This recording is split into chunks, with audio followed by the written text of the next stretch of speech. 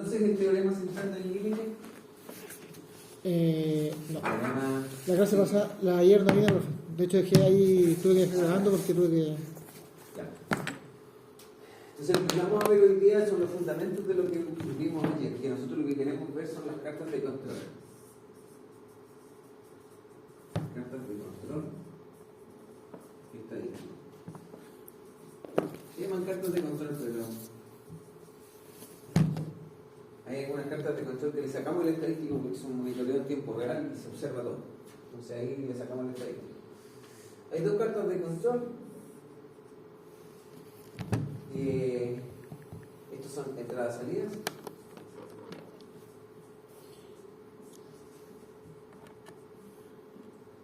Yo le llamo así, tiene otro nombre, no me acuerdo cuál es, pero es entrada y salida. Por ejemplo, te llega un camión con trigo y tú quieres revisar la calidad del trigo que te está entrando. Vos fabricaste productos y quieres evaluar los productos de salida de cómo están. Ya. La idea no es mirarlos todos, sino que estadísticamente algo. Pero en calidad, no en cantidad. Atributos que nosotros definimos que vamos a medir. Ya. El otro es controlar el proceso. No sé, para que la pizza quede como el cliente espera, como nosotros definimos, no nos tenemos que preocupar del concepto pizza, sino que nos preocupamos del proceso. Miramos la temperatura del horno. Ya. Nos preocupamos de que... Eso es para buscar como una explicación de por qué los productos salen de cierta manera, me imagino. Claro, o sea, nosotros acá lo que decimos es que si controlamos el proceso, el producto final sale bien. Ya. Y acá decimos, no, pues yo me voy a despreocupar del proceso, pero lo que quiero yo es ver si el producto que estamos generando está de calidad o no está de calidad. Y de ahí yo mando las alertas hacia adentro, obviamente, digo, oye, sí que los productos están saliendo muy blancos. Eso implica que adentro hay un problema. Entonces, en los dos está intervenido el proceso, pero acá nosotros controlamos el proceso para lograr mejores productos de salida. Entonces, si lo hacemos súper bien en este aspecto, incluso es necesario hacer eso. El mundo va para acá, tratar de controlar los procesos. Y aquí hay otras cosas que han ido apareciendo. Por ejemplo, no es que los sensores sean nuevos, son viejos los sensores. Lo que pasa es que ahora son súper económicos. Y es súper económico el software que se utiliza para el problema de captura de datos de sensores. Entonces se puede hacer control del proceso. Y aquí lo que vamos a ver nosotros es el fundamento estadístico.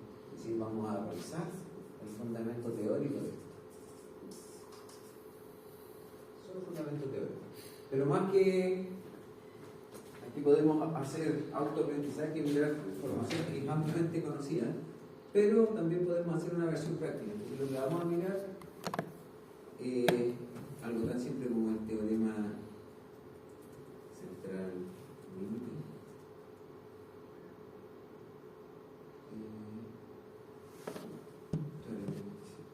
Ahí el mismo Wikipedia nos entrega una información. Yo lo que te invito es que le peguemos una revisión. Nosotros vamos a ver la versión más práctica de esto. La cosa surge así.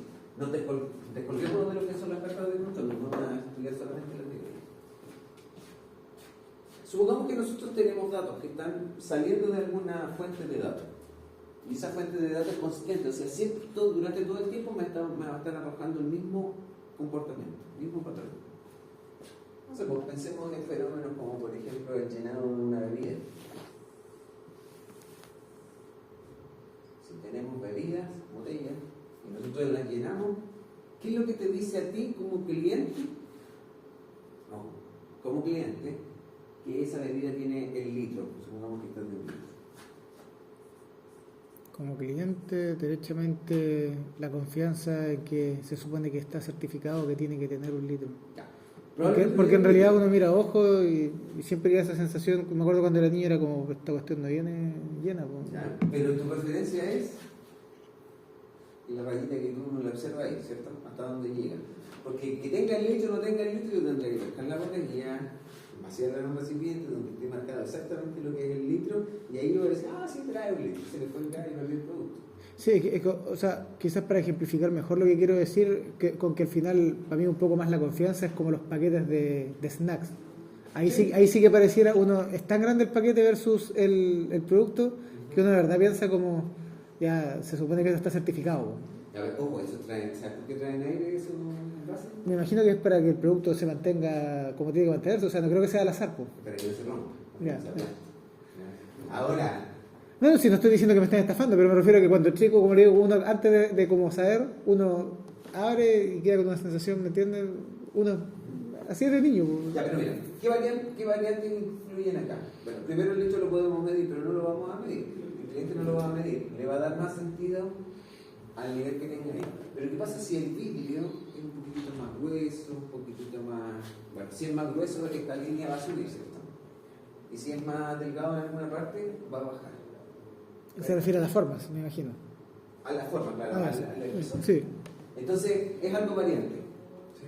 Entonces, independiente de que logremos echarle un litro de bebida a la bebida, en realidad el proceso no va para allá. Nosotros garantizamos que los envases tienen un litro y una desviación que es controlable, que es aceptable. ¿Sí? Pero lo que nos importa en el proceso de llenado es llegar al litro. Porque eso es lo que de verdad el cliente va a juzgar. Si el cliente ve 3 botellas de bebida, por afuera se ven todas iguales. Si la miramos casi detenidamente, probablemente tiene alguna diferencia. Pero empezamos a observar eso, qué bebida se lleva el cliente. No, que estaba llena. Es un poco más, pero visualmente para él eso. Y él va a considerar que chuta, al ver esto, va a decir, chuta, no es muy confiable la embotelladora. No, mentira, va a decir, no es confiable la Coca-Cola. Sí. ¿Por qué? Porque chuta, algo le pasó a esa Te puede tocar a la suerte. pero puede que tenga el litro. Entonces, ¿qué es lo que controlan ellos? Y definen como índice de calidad. Y ellos dicen, no, mira, todas las botellas tienen que llegar a eso. Más o menos una variación aceptable. ¿Sí? Que podríamos decir que a un ojo Es no casi detallista imperceptible. le pasa desapercibido. ¿Sí? Entonces podríamos definir que hay un límite superior, y nosotros queremos ir al límite superior. Entonces tenemos lo que consideramos aceptable y no aceptable. ¿Sí? Y nosotros vamos a hacer todos los esfuerzos en nuestro proceso productivo, vamos a comprar tecnología para tratar de que se cumpla eso. ¿Estáis de acuerdo? Esa es la realidad. Entonces, una vez que ya tenemos como establecido ese caso como bien simplista, supongamos que nosotros le vamos a pagar a una persona, y esa persona va a observar todas las botellas y va a marcar qué desviación tiene con respecto a esa rayita. Entonces va a tener una especie de regla, y él va a decir con respecto a ese límite cómo anda. Y lo va a medir. Y este va a ser un listado de todas las botellas que van saliendo. Supongamos que es suficientemente ágil para medirlas todas. Y él te va a decir, no, mira, menos 0,2, unidad de medida muy chiquitita, yo creo que milímetros, 0,2 milímetros, 1 milímetro, y así va a completarte un listado. Estoy colocando un decimal solamente por simplificar. Y así, todas las botellas. Y te va a generar un listado. Ese listado va a ser el registro histórico. Esto va a tener un comportamiento, te va a arrojar un comportamiento que es el comportamiento de toda la parte interna. ¿Sí? Lo que esperamos nosotros de este proceso es que, como está seteado y establecido para eso, cuando yo logro graficar estos datos van a estar centrados en torno a esa tendencia central, que es esa que está ahí. Entonces, si yo pesco este volumen de datos y construyo un histograma, el histograma se va a parecer más o menos a esto. Va a estar centrado. Y esta variabilidad va a ser la variabilidad que tiene ese fenómeno. Así de simple, si está centrado. Ahora, ese es el comportamiento ideal, porque puede que esto no se cumpla. Puede que nosotros, nuestro proceso, en realidad esté configurado para ir en torno a la tendencia central, pero las cosas estén más o menos así. O sea, no es como un comportamiento simétrico. Lo que diríamos nosotros es que tendemos a echarle menos.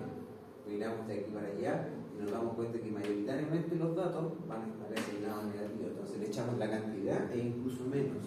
Y muy pocas tienen más. Entonces puede pasar cualquier cosa. Pero me imagino que a la derecha eso se sumaría. Si uno quiere variarlo desde el medio para un lado y para el otro, suma todos los de... ¿Esto? Sí.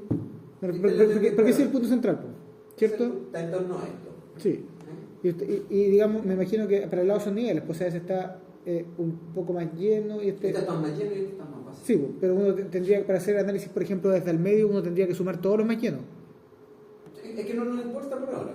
Ya. Por ahora, el gráfico te describe el comportamiento. Y puede ser un comportamiento así como simétrico, acampanado, o algo así, o cualquier cosa. Ya. Incluso puede ser plano. Todas las barritas son más o menos del mismo. Ya, la cosa es que este caballero que está acá nos va a contar flujo. Y a mí no me sirve controlar el proceso mirando todo, o sea, no lo hago estadísticamente, me va a costar mucho y voy a tener que bajar el ritmo a la embotelladora porque no somos capaces de medir. Entonces la idea no es esa, la idea es cómo me ahorro recursos para no monitorear todo, pero seguir observando este comportamiento. A través de que no voy a mirar el listado completo, no voy a revisar todas las botellas, solamente voy a revisar algunas. ¿Cómo opera eso? Sí, hagamos como un chiste. Cada vez que se prende la luz roja, él tiene que ir a observar la siguiente botella que viene, registrarla y ir a guardarse de nuevo a sus condiciones. Aparece luz roja, parte de nuevo, toma otro y así sucesivamente. Él no sabe cuál tiene que ir a observar. Una luz roja que mágicamente aparece y le indica cuál. Y él lo único que sabe es medir y registrar. ¿Sí? Entonces, la frecuencia con la cual se enciende esta luz, ¿sí? Si se enciende cada rato, se parece a esto. Si se enciende poco, estamos graficando muy poco. Entonces, la idea es determinar cuántas tengo que observar. Mientras más observamos, el comportamiento que va a obtener él se parece más al real. Si observamos muy poco, se va a parecer muy poco a esto. Entonces hay una cantidad ahí que hay que determinar. Pensemos por ahora que esa cantidad alguien me la va a soplar. Alguien me va a decir, oye, ¿qué tanto quieres invertir y qué tanto quieres analizar y comprender este comportamiento? Que tú dices mucho, entonces ¿qué te digo? Que tienes que hacer encender esa luz tantas veces. Pensemos que por ahora hay magia en eso. ¿Sí? Esa magia es porque algunas personas han hecho el estudio por nosotros, sí, a través de la estadística. Entonces nosotros, ¿qué es lo que hacemos? Yo digo, bueno, si yo quiero más o menos lograr esto, yo voy a un manual y en ese manual me va a decir cómo tengo que hacerlo. ¿Sí? De hecho, el manual está tan avanzado que me dice embotelladores, procesos de embotellado, procesos de envasado por líquidos, botellas, etc. Entonces, esas son las normas. Las normas ISO, y que hay distintas normas ya, la serie 9000.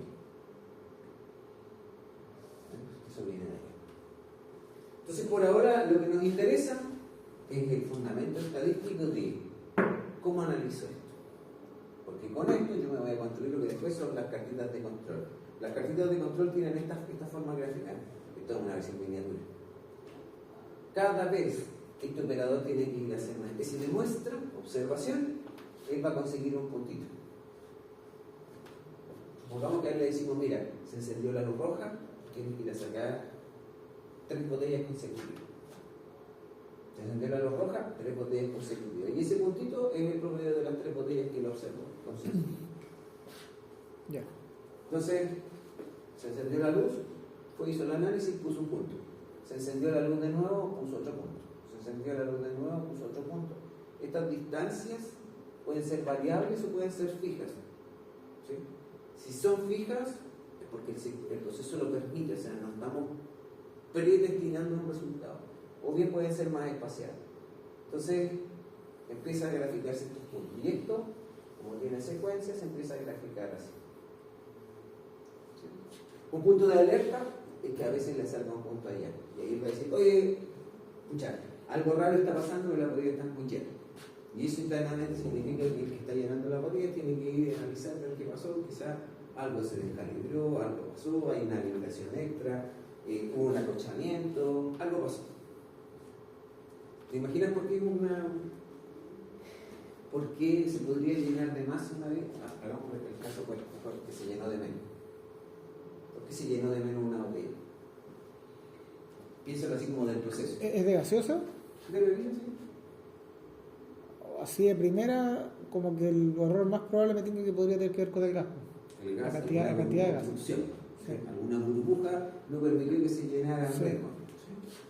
¿Algún sensor que está tapado?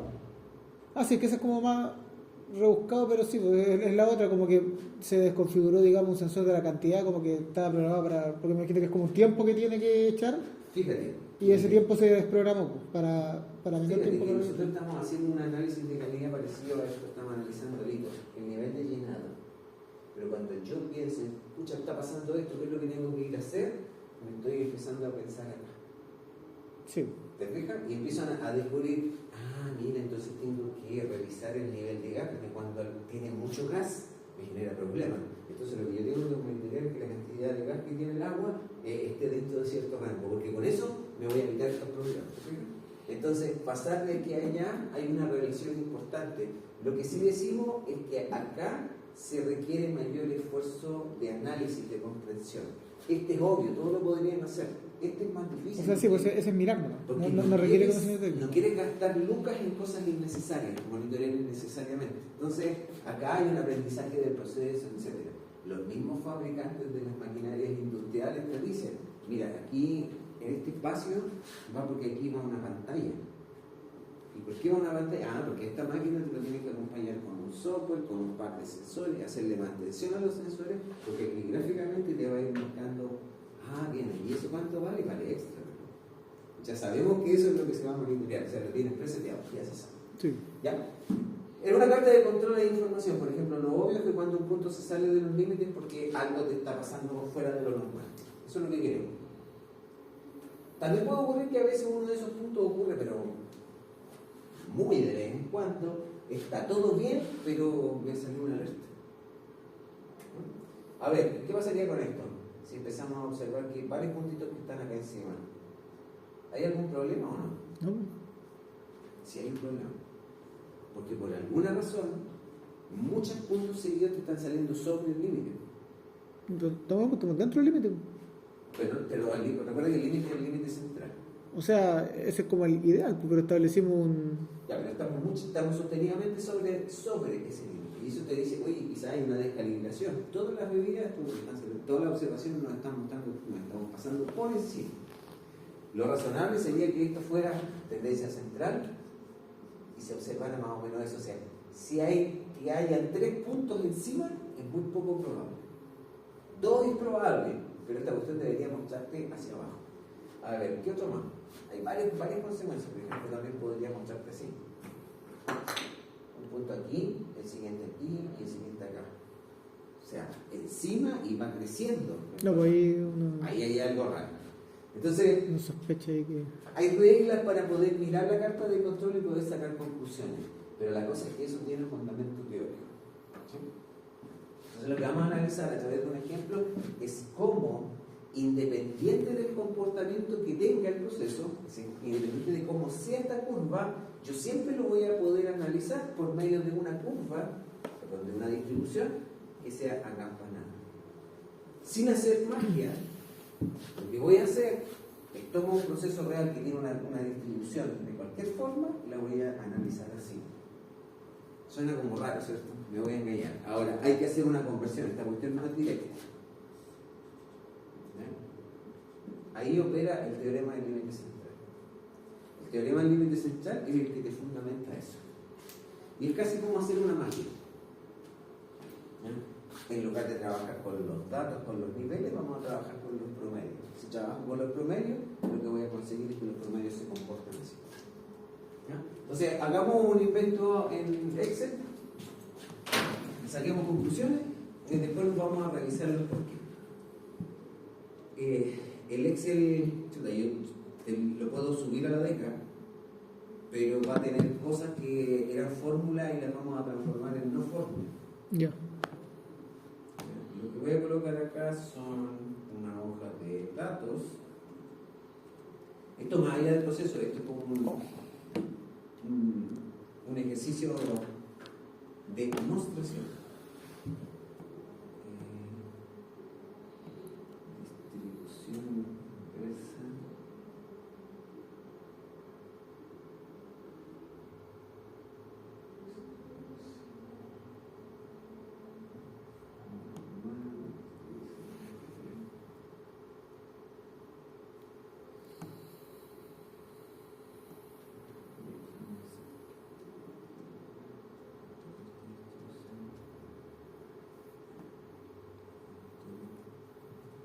Estoy inventando datos, ¿no? Ya. Una media, voy a poner una media de 100. Una media de 100.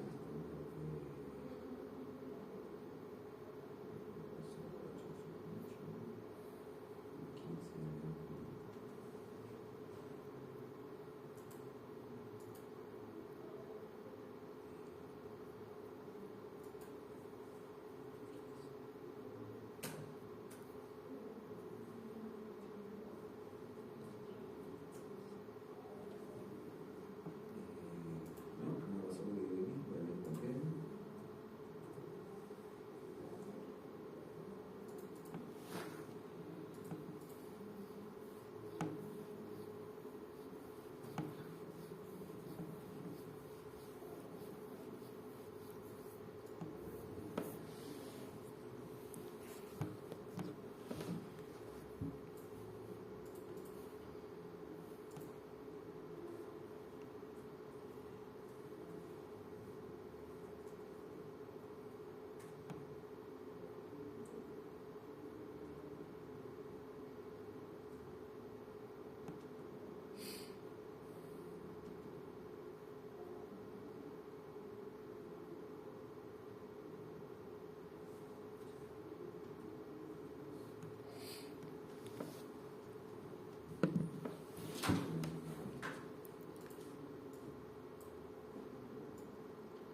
Ya, lo que hice fue inventar unos datos que tienen un cierto comportamiento. Voy a obtener ahí 358 veces ese dato. Y lo que voy a hacer ahora es una validación a través de una función que se llama datos. Voy a hacer un gráfico. Solamente para fines de validar. Después lo hacemos. Le voy a colocar que son todos esos patrones que quiero verificar. Los voy a poner en otra hoja. Sí.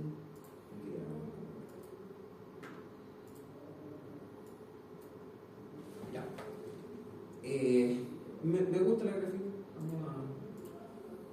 Voy a formalizar todo. Lo que voy a hacer ahora es transformar estos datos que tienen una fórmula.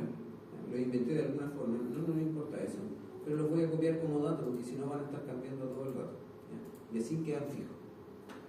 Y ahora voy a hacer el mismo gráfico, un histograma. Voy a graficar todos estos datos y en una hoja que se va a llamar histograma. Y ahí está. El histograma es como ese gráfico que intenté hacer allá. Lo que observamos es que los datos se están como cargando aquí, que hay como una lomita, y acá también hay un efecto de líquido. Me imagino que el medio es más o menos donde está la lomita más alta, sin contar las más altas. Puede que lo esté por acá. Ah, habría que tomar. O sea, ¿qué es lo que estamos analizando? Cada una de estas barritas te cuenta los datos. Te cuentan los datos, por ejemplo, que están entre este límite y este límite. Aquí tenemos... sí, es la frecuencia. ¿Ya? Es la frecuencia. Entonces es un histograma y a mí me permite analizar el comportamiento. Lo que nosotros vamos a hacer es esta magia. Con esto vamos a conseguir esto. Entonces, todo lo que es cartas de control estadístico se basa en no mirar esto, en no mirar esa gráfica, sino que en mirar esta gráfica. Pero algo se pierde en el camino. ¿Ya? Por ejemplo, yo no voy a poder explicar el comportamiento del nivel que tiene, de altura que tiene una bebida. No. Yo voy a explicar el comportamiento que tiene en promedio el proceso de llenado de bebida. Entonces no puedo hacer referencia a una bebida, sino que al promedio de bebidas. ¿Cuál es la característica? Vean. Esto pasa muchos años, sobre todo la política sí utiliza esos argumentos muchas veces. Supongamos que tú tienes una población, dos personas. Y una tiene un sueldo de 1 millón y otra tiene un sueldo de 500 lucas. ¿Cuál es el promedio? El ingreso per cápita sería 750.000. 750 el promedio.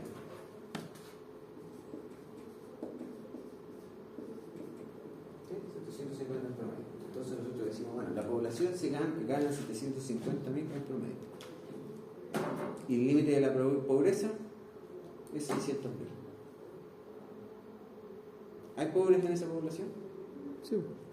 Sí, pues, pero el límite de la pobreza está establecido y el promedio no te permite identificarlo. ¿Sí? Entonces, explicar el promedio es distinto a explicar la situación real. Sí, o sea, de hecho, para eso está la desviación estándar igual. Te da un parámetro de qué tan alejados están los datos reales del promedio. Exacto. Entonces, si tenemos ese que es el límite, ese que es el 750, tenemos uno por acá y el otro está por allá. Entonces, esto es equivalente a que yo tengo que analizar la dispersión y a través de la dispersión yo le puedo dar sentido a esto y puedo ver que hay algunos datos que me van a caer acá. ¿Sí?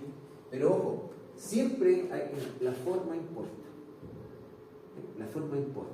Entonces lo que vamos a hacer nosotros es trabajar con esta forma porque a nosotros nos interesa mantener en control el promedio de las medidas.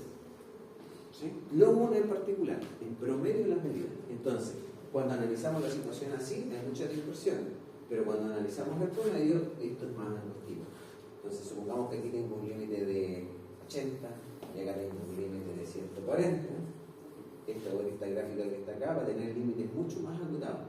Se va a estar entre 90 y 105. Más acotados. Porque el promedio tiene menos variación. Sí. Ya, entonces lo que vamos a hacer es, a través de estos datos, nosotros lo que vamos a hacer es extraer muestras de estos datos. Entonces vamos a colocarlas aquí mismo al lado. Muestra 1, muestra 2.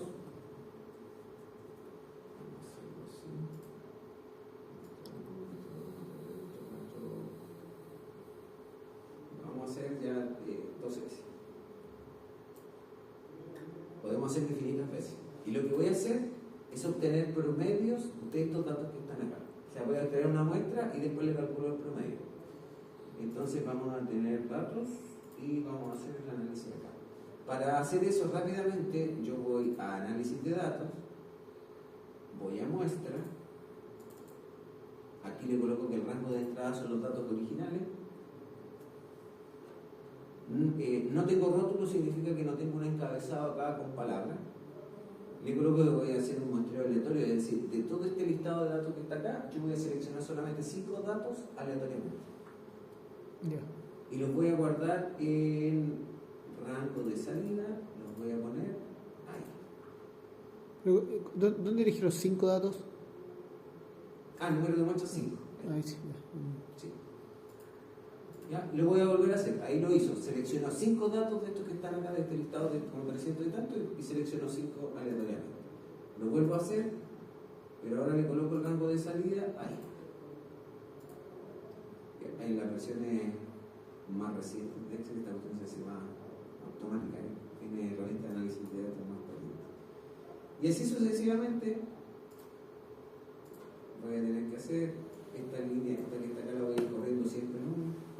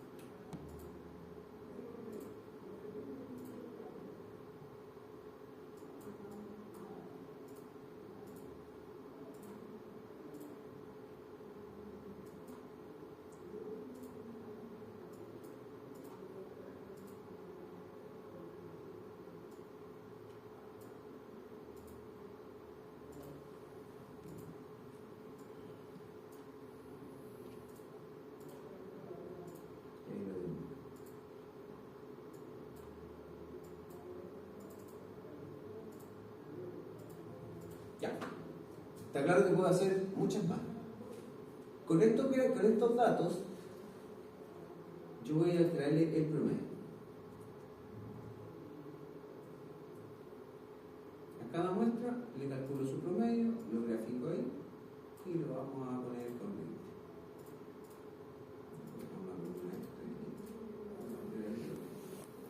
medio. ¿Ya? Ahora lo que voy a hacer Un histograma de eso, esos datos con las los medias. puedes graficar. ¿Sí? Aquí tenemos un problema. Nuestro problema es que son pocos datos. Debería haberlo hecho mucho más. No tengamos fe en que el gráfico va a ser muy bueno. O sea, aquí vaya a tener que creerme más.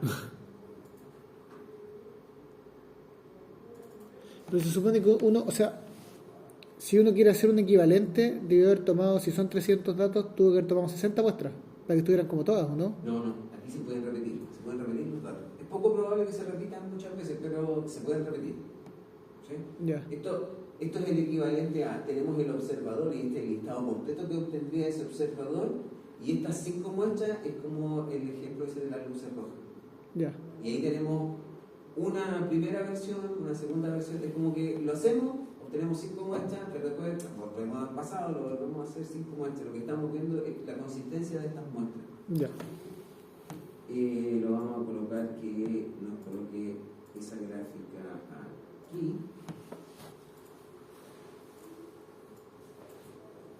¿Y qué observamos con esa gráfica? Pocaso, o sea, hay una, no sé cuántas frecuencias son, Pero 7 veces. Pero ¿cómo? Esto es la versión de 5 muestras. Piensa que si nosotros tuviésemos más muestras hacia el lado, tendríamos probablemente en el mismo rango más acotado, hubiésemos capturado mejor el comportamiento. Pero se entendería que hay una, que ahí está el punto central, por el 106.9 más o menos está. Quiero que te des cuenta, sí, que esta gráfica es muy distinta a esta gráfica. Sí, esa está más ordenada, digamos, está como se esperaría en teoría. Te muestro una tendencia central, no Sí. muy clara. Entonces ahora lo que vamos a hacer es lo mismo de ahí arriba, pero en lugar de 5 le vamos a poner 30 datos. Ya, la misma Vamos a cantidad de ver. muestras, pero Vamos más datos por muestra. Va a ser una lista más grande, o sea, Ya. el tamaño de muestra es 30. Puede ser 100, no creo que nosotros queramos, pero En teoría va a ser similar al gráfico. veamos. Ahí quiero que tú le obtengas la conclusión. Es lo que yo esperaría, por lo menos. Ya, entonces ahora lo que tenemos que hacer es análisis de datos, muestra de nuevo, muestra. Tengo el mismo origen de datos, pero ahora voy a colocar la salida en esta parte y le voy a pedir 30 muestras. ¿Ya? Ahí te aparece el listado de los 30 datos que sacó aleatoriamente. Dijimos que da lo mismo, que se puede repetir esta cuestión. Voy a cambiar aquí, le voy a poner E.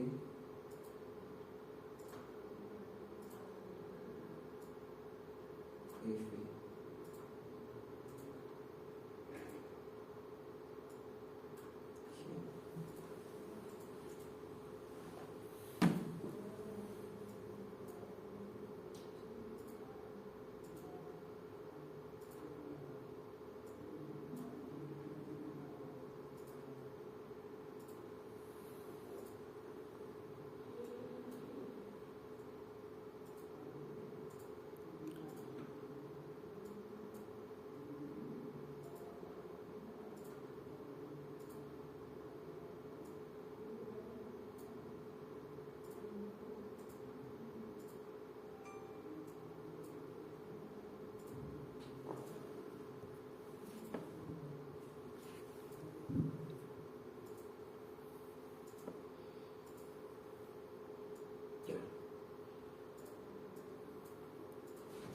Ahí tenemos nuestro dato. Acá le vamos a poner la media de nuevo.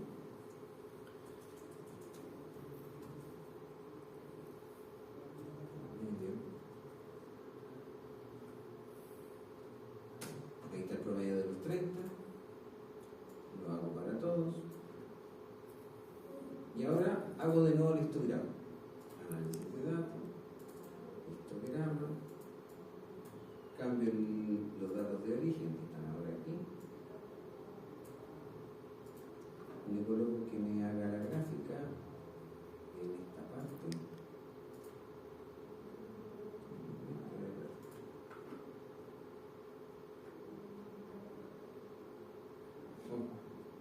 Me puso verde, no sé por qué. Pero mejor lo dejamos uno al lado de la otra.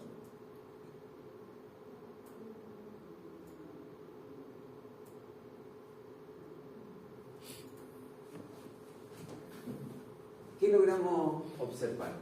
Chuta, hay una cosa importante que tenemos que tener presente, que es la cifra. O sea, esta Sí, se está excitando más acá. O sea, su equivalente, yo que la estoy viendo, es más o menos como ahí. Sí, o sea, lo encuentro un poquito complejo de leer porque lo que pasa es que me parece, ¿puedo ponerlo a todos lados? Lo que pasa es que me parece que cambió mucho el cuánto separó porque 108 y 110, ¿cierto? Hagamos otro gráfico. ¿Te parece si hacemos otro? Porque el de arriba, ¿cuánto es la separación entre cada uno? 107 y el otro era como 118, algo así, ¿o no? Sí, pero hagamos una gráfica. O sea, ya obtuvimos... Pero no sé si me entiende por qué me cuesta leerlo, porque siento que es como que me lo midieron 119, siento que me lo están midiendo en escalas distintas. Po. Porque normalmente para mí la lógica es que de que se hayan juntado muchos de esos datos. Po. Hagamos acá esta tablita. Esta tablita son los rangos de clase. Entonces yo voy a colocar ahí la clase y le voy a colocar la cifra. ¿Te parece si colocamos el mínimo? ¿Ya? Ya, pero el mínimo lo vamos a obtener de esta lista que está acá y esta otra lista que está acá. ¿Sí? Veamos, ¿cuál es el mínimo acá en esta? El mínimo es 94, algo. Ya. Y el mínimo de esta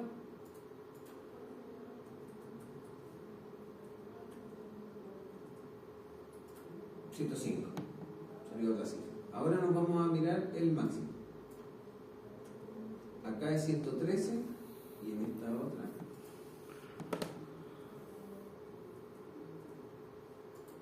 132.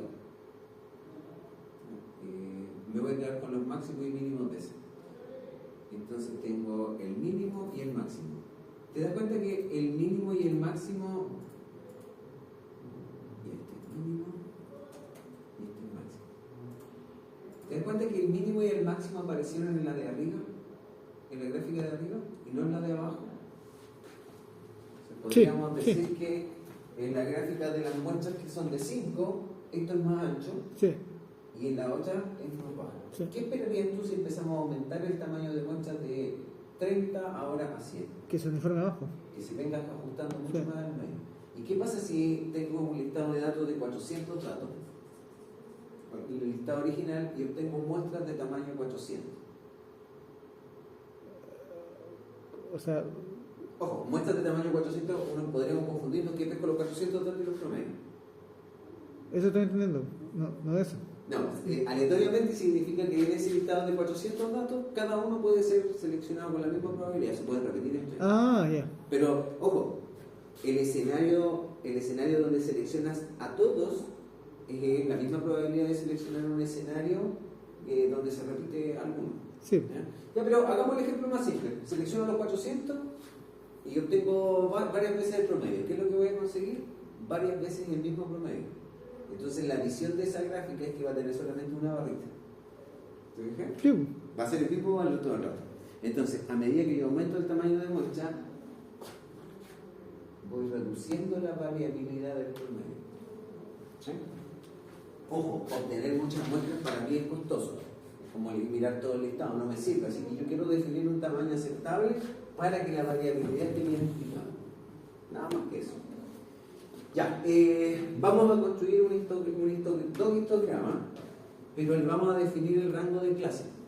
Ahora, ¿cuántas clases tenemos que graficar? Vamos a hacerlo con la misma cantidad de ¿cómo se dice?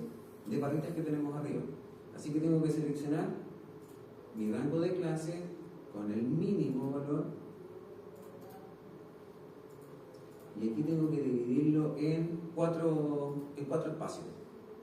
Dividámoslo en 4 espacios, o sea, tengo el rango que es eso menos eso, y eso lo voy a dividir por 4. Entonces, voy a colocar aquí S más S, S más S, y le desplazo una vez.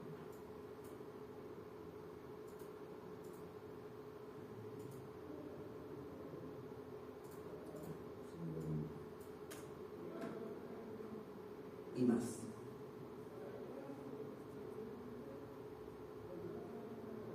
Pero le mostré.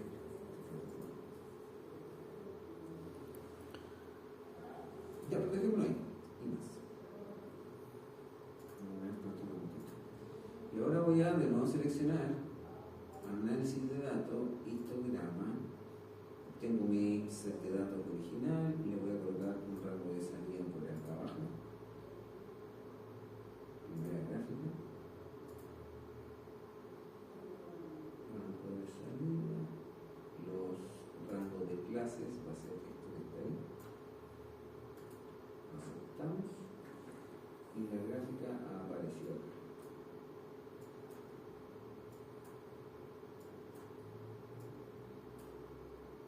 Esto, lo que estoy graficando, es esta serie de datos. Y ahora vamos a hacer el otro. Yo voy a cambiar el set de datos a este. Y voy a colocar otra salida por acá abajo.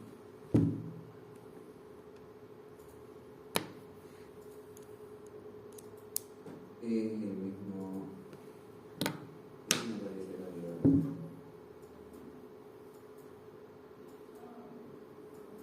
Ya, ahí tenemos el gráfico de muestras de tamaño 5 y el gráfico para muestras de tamaño 3.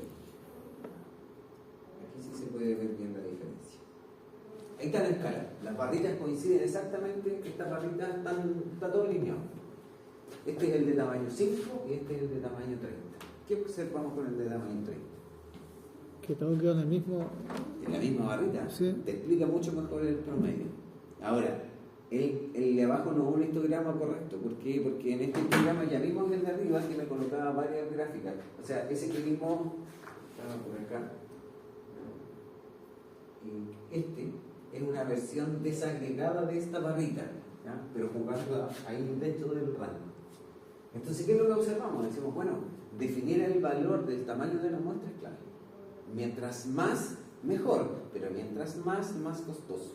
Entonces, cuando se prende la luz roja acá, a esta persona yo le voy a decir, mira, anda, pesca 5 botellas en secuencia, en ese momento, sacar el promedio. Versus 30, 30.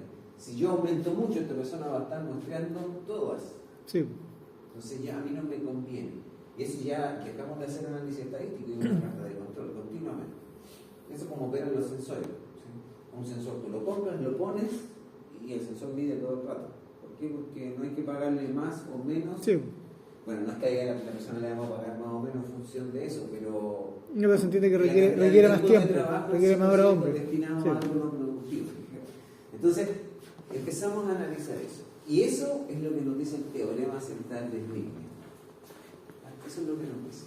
Entonces, ¿qué es lo que nos dice el teorema central del límite? Ojo, no tengo material, pero mejor lo buscas en internet directamente. Te va a explicar mucho mejor. De hecho, ChatGPT, tú le colocas, explícame el teorema central del límite y te lo voy a explicar quizá mucho más interesante. Es súper bueno para explicar el teorema central del límite. Entonces, ¿qué es lo que nos dice? Mira, tus datos originales, estos, tienen un comportamiento promedio y tienen una desviación estándar. Esos son los datos originales. Pero cuando nosotros queremos pasarnos a estudiar esta otra versión para explicar el comportamiento tendencia central promedio, nosotros podemos utilizar la media de los originales, no lo tenemos todavía, muestras. ¿Ya? Muestra para tendencia central.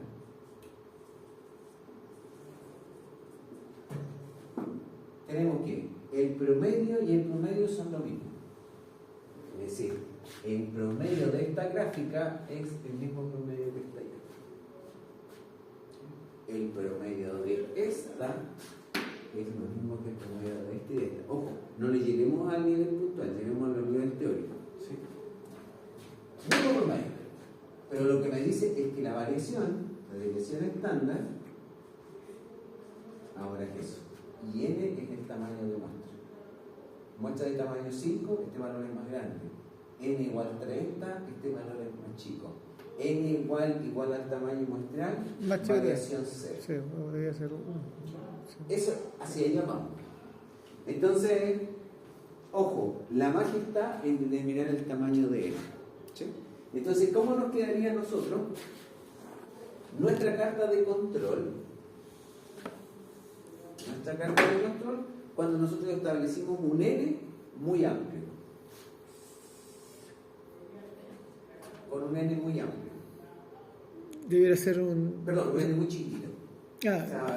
Se amplía. Somos muy apretados y muestreamos poco. Se amplía mucho. Va a ser muy amplio, ¿cierto? Y si es muy amplio, ¿cuál es el problema? Espera, si es muy amplio...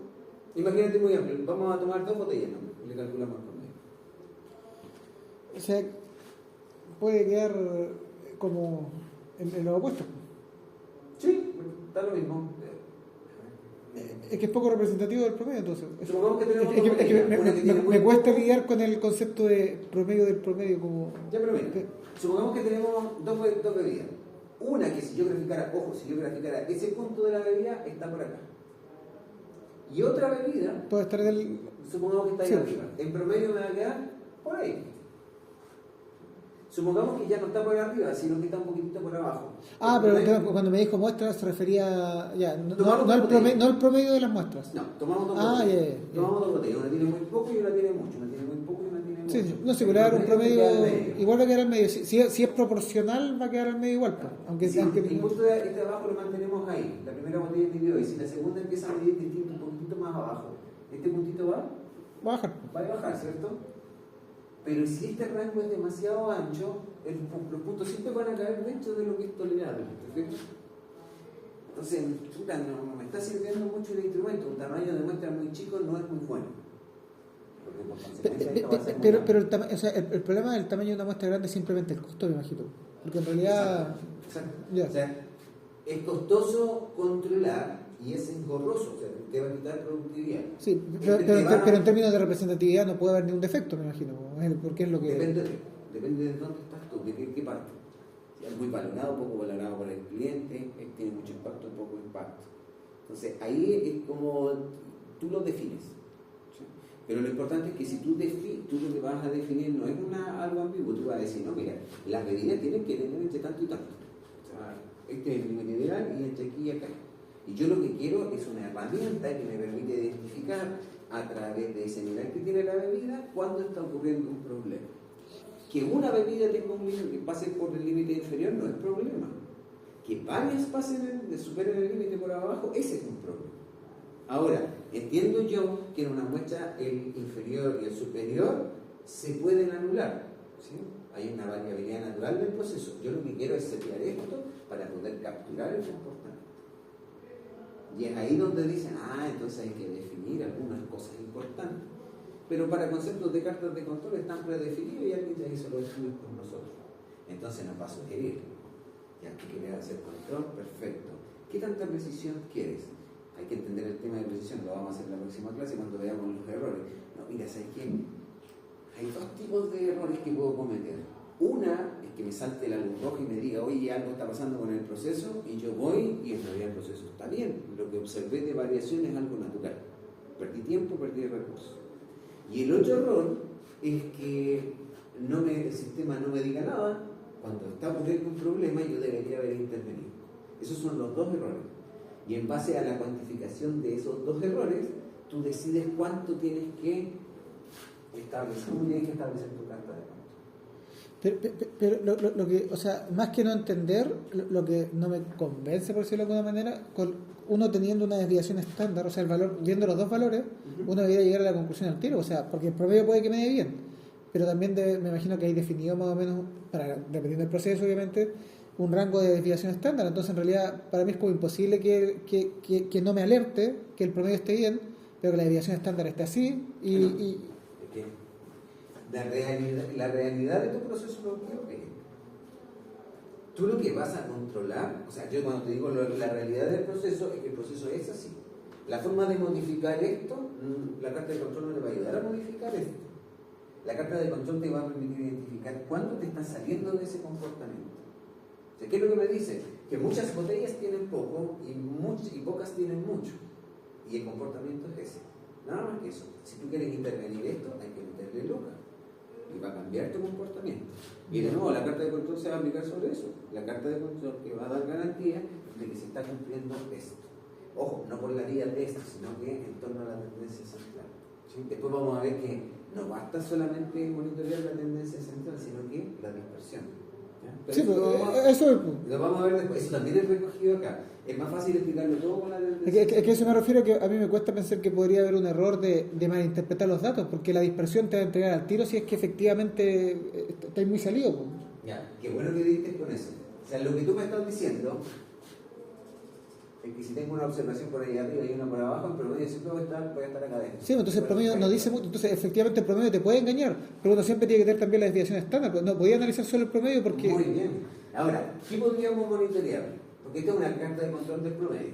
Calculamos el promedio de las botellas. Ah, pero el puro promedio sí, uno puede embarrarla. ¿Qué más podríamos monitorear? La desviación estándar. Sí. Ahora, la desviación estándar tiene algunas características. Ojo, es fácil de medir. Tiene algunas complicaciones, pero hay otras diferentes, como por ejemplo medir el rango entre la botella que tiene más, la más llena, y la más vacía, miramos la diferencia. Y hacemos una carta de control que se llama de rango. En lugar del promedio miramos el rango. Y eso también es una carta de control. Y para algunos, ojo, la carta de control se llama XR, que tenemos X barra. Monitoreamos promedio y monitoreamos el rango. Qué bueno que lo construiste tú. Hay una necesidad de hacer dos cosas. ¿Sí? De hecho, podríamos hacer 3 o 4.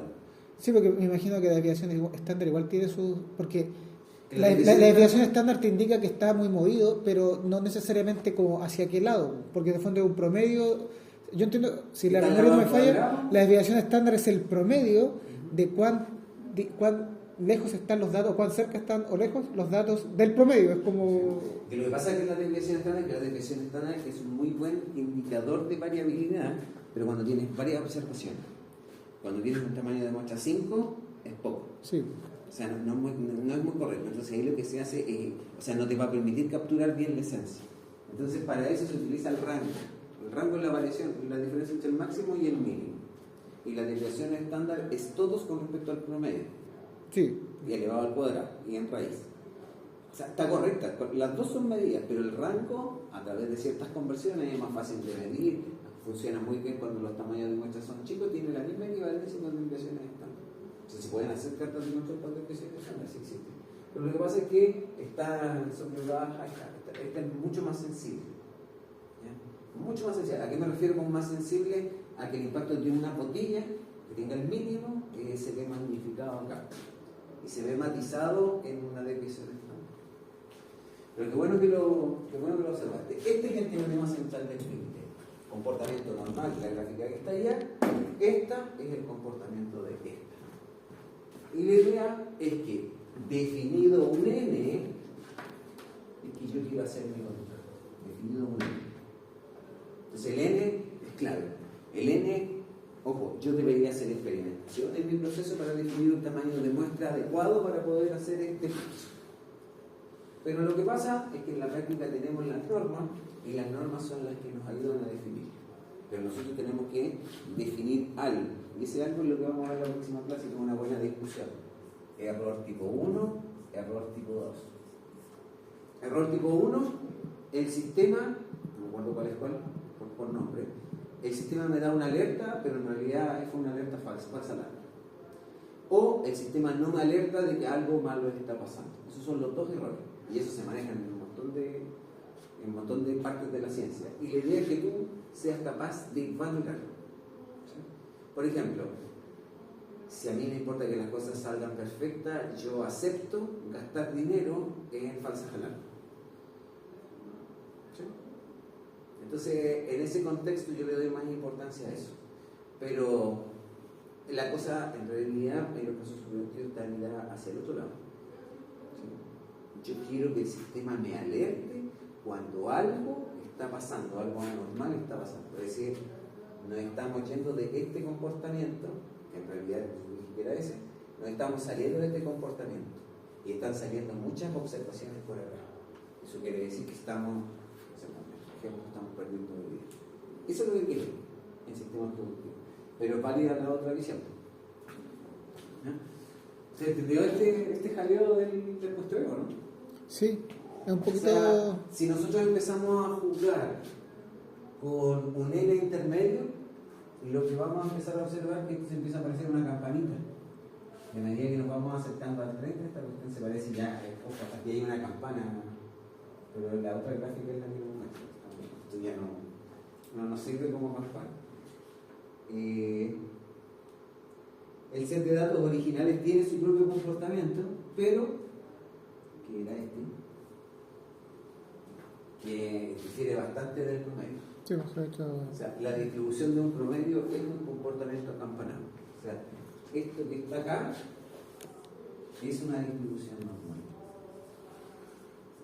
Con medianio debería ser estándar S. Esa es la división estándar de este proceso acá. Y este otro se distribuye en cualquier cosa.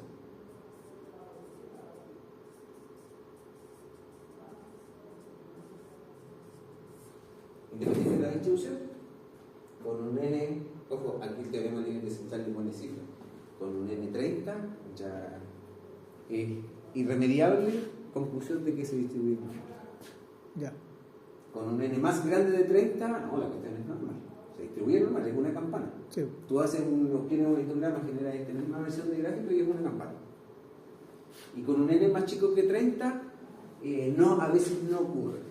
Pero esto, profe, funcionaría solamente con, digamos, con un, por decirlo de alguna manera, rendimiento decente. Porque, por ejemplo, un caso exagerado, el proceso está como el forro y sale cualquier cosa. No hay forma de garantizar que va a tener forma de campana, ¿cierto? O sea, se hace parte de una base que tiene que funcionar más o menos. No, cualquier ¿no? cosa. Igual. Este gráfico puede ser cualquier cosa. Puede ser incluso el escenario más fácil es cuando te tienes una línea recta y todo te parece. Ese con un N igual 5 lo lleva ahí a una campana. Ya. Cuando tienes una cuestión acá y acá vuelve a crecer, con un N igual 30 también se pone de campana. Para cualquier comportamiento un N30 es suficiente. Ya, ¿Sí? o sea, para algunos con un N5, pero todo depende de qué tan simétrico sea eso. O sea, para distribuciones que son simétricas, es decir, el comportamiento de aquí para allá se parece al de aquí para acá, es mucho más fácil llevarlo con menos muestras. O sea, aunque las botellas, por ejemplo, unas tengan una cuestión así y las otras estén llenas, igual va a tener campana. Con N igual 30, una campana. Pero ojo, la campana tiene sentido con esta realidad. Esto tiene un promedio y tiene una desviación estándar, que son los que están ahí arriba. Y esto tiene el mismo promedio, está centrado más o menos. Pero en la distinta misma desviación parte, estándar. Y la desviación estándar es más ajustada, se empieza a achicar. Ya. Si independiente, con un N30 es suficiente. Esa es la receta que me dieron a mí cuando hice una asignatura de estadística. El profesor nos dijo: con un N30 es suficiente. Yo hice un ejemplo que era disparatadamente. Y claro, él hizo un histograma a mano y quedaba completamente. Ojo, con algunas desviaciones, pero ahí es cuando uno dice, muchas veces que el histograma es el que nos está molestando. Si cambiamos la cifra, la cuestión se va centrando. Siempre va a pasar eso. Entonces, este es el fundamento teórico de lo que nosotros hacemos con cartas de control. ¿Sí? El resto es 8 teoremitas. En realidad son como 3 teoremas, pero que te dice, bueno, de la media, ¿cómo tengo que establecer esa separación? ¿Cuánto Ya. más? Y ahí dice, bueno, ¿habrá alguna explicación? Sí, va. Generalmente lo que tenemos acá, lamentablemente vamos a hacer lo mismo, son 3 desviaciones estándar. Pero eso responde a una lógica, digamos, netamente matemática o me imagino que está asociado igual al rubro, Matemática. porque es relativo que es aceptable. Matemática, y tiene que ver con esto. Con más o menos 3 desviaciones estándar tú logras explicar todo. Ya. De hecho, mira, independiente de cómo lo hagamos, mira, el ChatGPT me va a dar la versión mucho más rápido.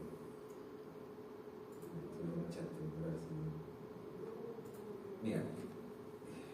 O sea, el establecimiento de un estándar de calidad no es tan subjetivo, porque si hay una lógica matemática no puede ser subjetivo. No, por eso te digo. Ya. Mira, veamos así. Es que lo que pasa es que tenemos que hablar primero de los errores. Pero respecto a una distribución, le voy a poner gaussiana.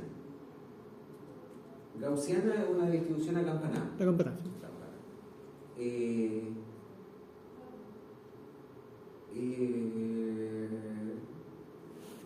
¿Qué área?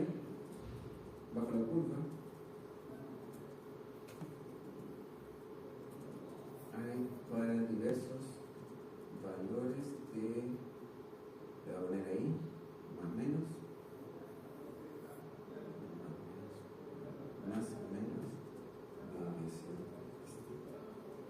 con eso ya me lo entendí. En una distribución gaussiana me dice que se cumplen esos valores que están acá. ¿Qué me dice? Que si tú tienes una distribución acampanada, y vamos a marcar aquí las desviaciones estándar, aquí le vamos a restar una desviación estándar, aquí ya tengo dos desviaciones estándar y aquí tengo tres desviaciones estándar. ¿Ya? ¿Qué es lo que me dice? Que con una desviación estándar el área bajo la curva es 68,26. Es decir, si aquí hay barritas de un histograma, con más o menos una desviación estándar, yo logro abarcar un 68% del listado completo de datos. Ya. Por dos desviaciones estándar, El eso 95. aumenta a 95,44. 95. Y con tres desviaciones, 99,73. Casi el 100. Ya no es más significativo. Sumar, nunca voy a llegar al 1, pero sumar ya me agrega muy poco. Entonces, ¿qué es lo que digo yo? Mira, si yo utilizo tres desviaciones estándar para definir esto típico, me sale un puntito afuera. ¿Cuál es la probabilidad de que ese puntito se deba a un comportamiento normal del proceso? Es decir, algo no capturado por X más o menos tres desviaciones estándar. Casi no lo me imagino. 0,0027%. El complemento de sí. ¿Sí? Ah, y dividido por 2 más encima, porque esa cuestión es lo no cubierto en las bolitas, en los extremos hay algo no cubierto. Entonces, si tiene un punto afuera, es muy poco probable que se deba a un comportamiento normal. Lo que estoy diciendo es que es más probable que sea un comportamiento anómalo. Entonces tengo que ir a inspeccionar. ¿Se fijan? Pero si yo lo seteo con 2, van a haber más puntitos acá. Y ahí cuando digo, chuta, pero a veces va a ser falsa alarma. Porque ¿qué pasa con dos desviaciones estándar? Igual es alto, sí. Existe un 5% dividido por 2 a ambos lados y de repente va a ocurrir que, no sé, pues de cada 10 veces que me ocurre una alerta, yo voy a ver, entonces no ha pasado nada significativo. Entonces con más o menos 3 desviaciones estándar tú logras capturar el comportamiento como el 99% del comportamiento. Ahora, ¿tiene cierta variabilidad? Claro que sí, porque depende del tamaño del N que tú seteaste y qué tan normalizada te lleva la curva. Y, profe, disculpe, o sea, me imagino que quizás lo vamos a ver después, pero no entiendo eso de las 3 desviaciones estándar, ¿son como iteraciones? No. Tú defines más o menos 3 desviaciones estándar, y después vamos a ver cómo. Bueno, ya sabemos que se establece con. Pero son teóricas. Sí, pero es que nosotros este dato lo obtenemos, el promedio de los datos. Ya. Pero para establecer el límite inferior, se calcula como el promedio lo calculamos así, como una cosa de nombre, y después le restamos 3 desviaciones estándar. Ya. Y la desviación estándar vimos que era eso, dividido por eso, pero eso lo estimamos a partir de los datos. Eso, a eso se refiere, así se calcula. Ya. Lo puedo hacer con 2 desviaciones estándar o con una. Y arriba le sumo la desviación estándar. En vez de tener negativo, eso lo está sumado. Y ahí obtengo los límites. Ya. Y eso es diseñar una carta de control. Ya. El resto, el N. O sea no son 3 desviaciones estándar, son 3 veces la desviación estándar. 3 veces la desviación. Ya, ahí sí, ahí se entiende más. El N que está ahí, tú dirás, chuta, pero mientras más N mejor. Sí, pero no da lo mismo. Por ejemplo, si tu proceso productivo es de fabricar doorskin, ¿conocen los doorskin? No.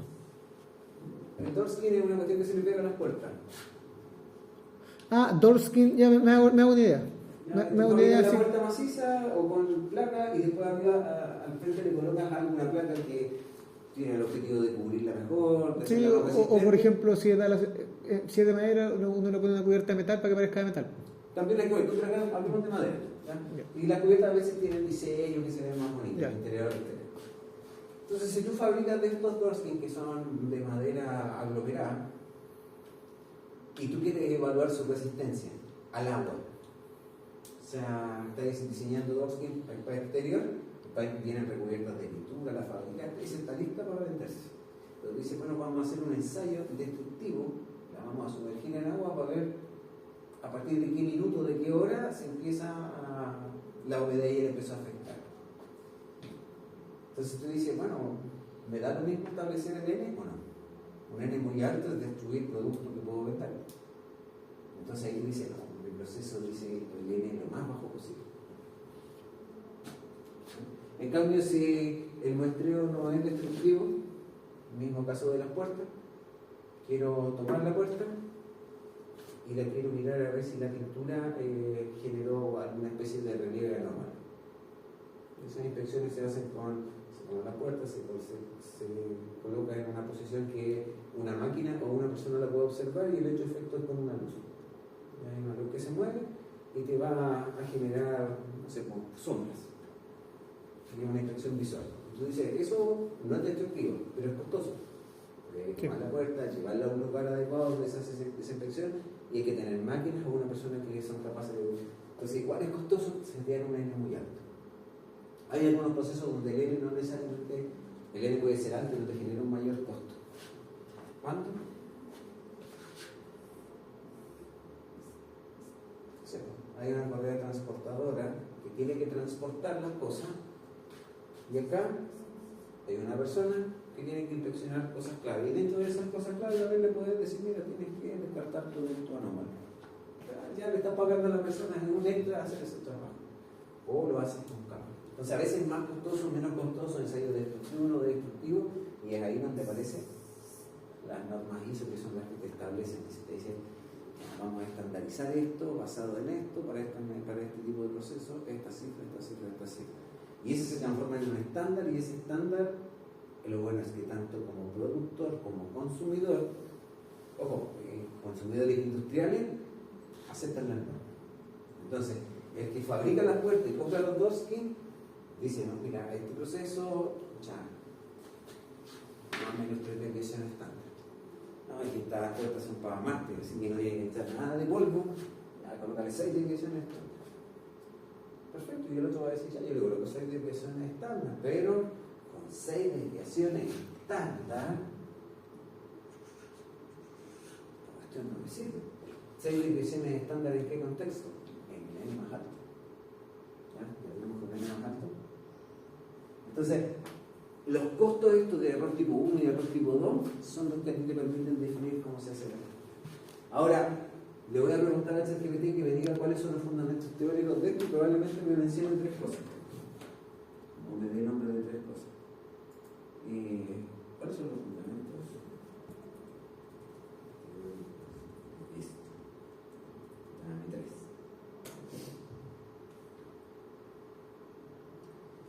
Claro, aquí tiene 3 fundamentos teóricos claves. El teorema central del límite,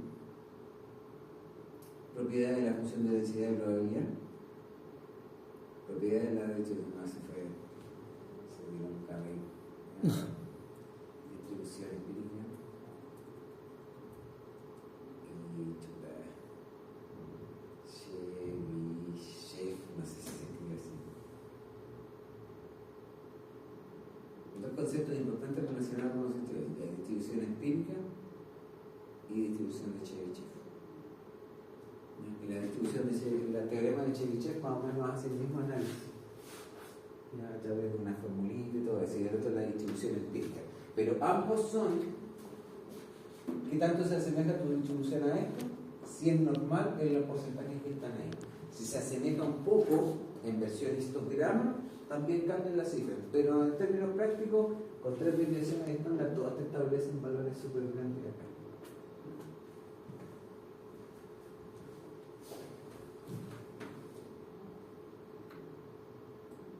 ¿Ya? ¿Lo dejamos ahí? Ya.